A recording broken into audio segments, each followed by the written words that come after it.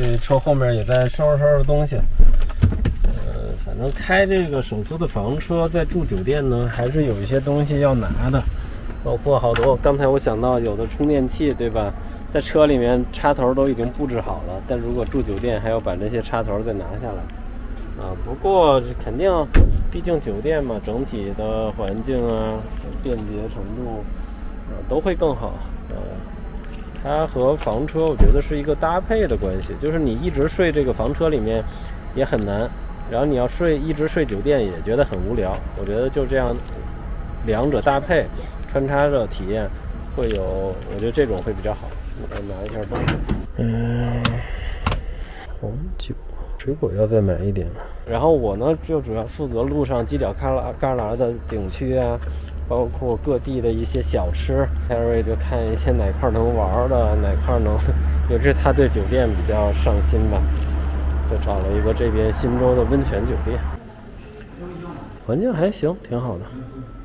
2个温泉的门票，住酒店是送的，是吧？山西温泉是只有新州这边有吗？这边比较出名。比较出名。哇，这景色确实挺好的。这是咱们那个餐厅，餐厅穿过去就是温泉的。那温泉也是天然的温泉。1000多米。那水抽出来的7、80度，它晾个4、5天才能正好能泡。这边这个水一抽出来就正好洗。这是哪年开的呀？今年2月1号开业的。今年才开业。户外食堂。面积挺大的。这是公共区域是吗？好，谢谢。我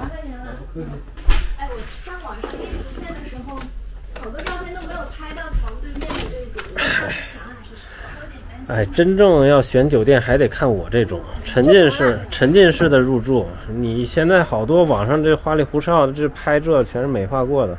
那我这个选的还行吧？对，我觉得我这种风格真的还挺适合探店的。对，就是很真实的还原。对，我也不美化什么，是吧？直男探店。对，这个绝对算5星。我先穿个拖鞋。小木台，我们订的这个就是普通的，那边还有别墅的院子，直接带私汤的。但我觉得我这个就已经很好了，景色也不错，人造的小亭台楼阁的，比较宁静。茶具里面，茶呢？它是直接这种散茶，不是那种袋儿装的，叫这名儿“云木温泉度假酒店”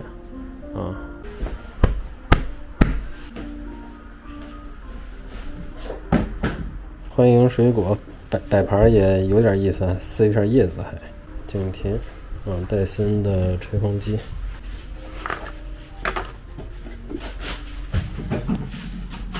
拖鞋很舒服，洗护是娇兰的。我觉得我这个探店的细致程度应该，看了一圈，我觉得还挺好的。比我的预期其实对，还不错。得说明一下，这个是自己订的，不是说酒店给钱，真实的优选。对 ，Carrie 选的酒店他订的，我这就是跟着蹭住一下，顺便记录一下，以直男视角记录一下，挺好，挺精致的，挺干净。然后一些细节做的都不错，但是呢，毕竟过来是旅游的，不是说纯度假酒店这种，所以其实我们稍微休息一小下，然后就要去那个新州古城里面逛一逛。阳光很好，躺在躺椅上懒洋洋的。出来了，这里面有点热，天气微微凉了，好香啊！明白了，咱们进去是1层，需要刚才到3层，因为它那个到刚才那平台，去到另外那房子里，因为咱们那是地势低的，需要再下1层，所以再从2层下1层。这真的挺大的。这边吧，是这儿吧？确实这个区域没什么人，应该是新州的新城区吧？古城里的温泉私房民宿那种。算是另外一种业态，这边是属于一个大温泉。如果开车的话，可能差异不大，远一点也行。还有就是对于你对于泡温泉的这个要求是什么？我是属于比较喜欢去玩的，所以你要让我自己在屋里泡，我可能泡2分钟我也就走了，待不太住。但要是你觉得本身泡温泉是一个特别享受的过程，很美妙的过程的话，其实你自己在那种私房的位置好的地方，其实是个挺好的选择。好远才能到房间的。坐到3层走出去，再下到2层。The next day， 新的一天，有一股悠悠的木香，新装修的。对，这小松树有点日式啊，这小地灯也有点日式。哎，你好。哇，早餐还有红烧肉，我搞点。秋刀鱼、黑胡椒马鞍鱼、生酮各种肉和脂肪，3杯 espresso。吃完饭溜达溜达。这院子说实话，可能还是比七合半岛要精致一些。这个其实应该跟我们长春差不多。还是1层好点，1层有个院子。2层是阳台。夏天会开是吧？那看一眼。卖水的，卖饮料。哦，卖饮料的。泳池3位开放。其实这天游泳也行，还算暖和。现在这适合小姑娘就拍照是吧？对，在边上。这边是那个顿村是吗？啊，顿村在那边了，顿村在那边。那它这位置是算齐村也不算？不算。它就是上运中河的。哦，运中河禁区的。啊，你也都是本地的是吧？啊，我就是本地。哎，齐村、顿村都有温泉。哎，都有。顿村那边有这种酒店吗？温泉酒店啥的？哎呀，它有时有的没有这边，哎，这个好。这边是规模最好的。啊，规模好。现在要泡就是现在这个时间。你要人要多了以后，人家泡了，就水就不好了。哎呀，像那2天，哎呀，人太多排队了。2 hours later， 泡完温泉了，还挺舒服的，又吃了点面。然后收拾东西，今天会去阳泉。现在我们是从这个温泉酒店，这叫什么云木温泉出来了。然后也总结一下这个酒店吧，因为这酒店算是 Carrie 找的一个，我们这次旅途作为一个中途的歇脚点儿。我觉得还整体挺满意的。就是它是一个温泉酒店，而且新开的嘛，环境挺好的，而且跟那个工作人员聊，确实也是投资方也真的是挺花重金的，就是和那种常规的5星级酒店比呢，相对来说比较就是更宽松一些，但整体硬件我觉得是5星级的那种硬件。整体服务我觉得也挺好的，因为我们对吧，反正各个细节就是早晨吃饭啊，包括各个那个泡完温泉回酒店，工作人员都会帮着问电梯，帮着拿东西搬东西的。又想到一个好的，我觉得他那个吃饭早饭也挺丰富的。早饭对吧？早饭都挺硬的，就很多你像红烧肉那个，都放过来了。对，我感觉是午饭的级别或者是晚饭的那种级别，它放到早饭里，确实是挺舍得用成本的。温泉的感受还是挺好的，挺干净的，室内室外的池子。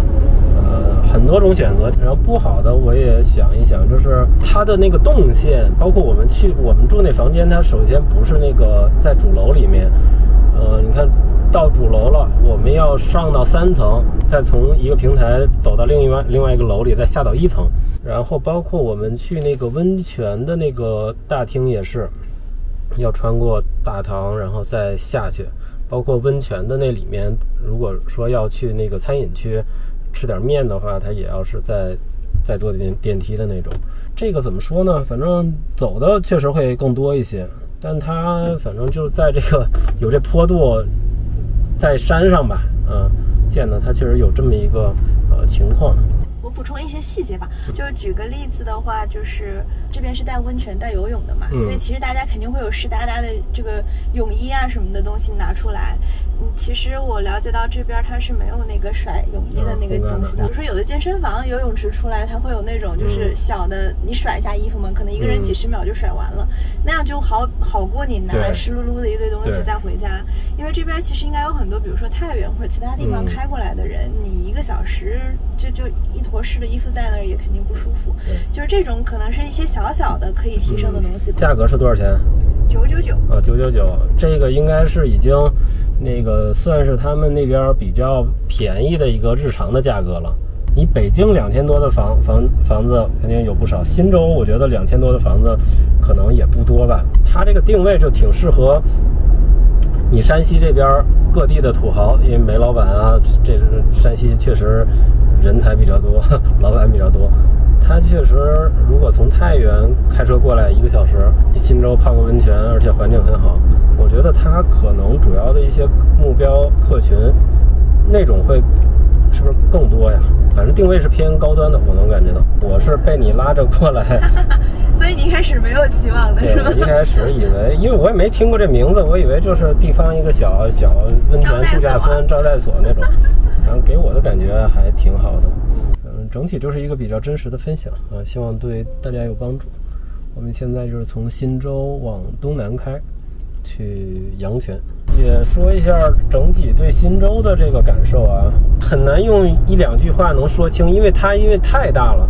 我们从内蒙进到山西是偏关那边进的嘛，偏关、河曲、保德然后中间神池、五寨啊，朔州这边也是代县。我来到新州这边，我个人还真的挺喜欢新州，因为新州人口比较少，所以它整体的密度就比较低。然后我个人就不太喜欢那种很人山人海，包括开车也是老堵在路上那种感觉。所以新州它的整体城市建设、路啊都会有一点松弛感，整体硬件都不错。包括我们昨天去的那个新州古城啊，真的还挺惊艳的，就是它是别慌。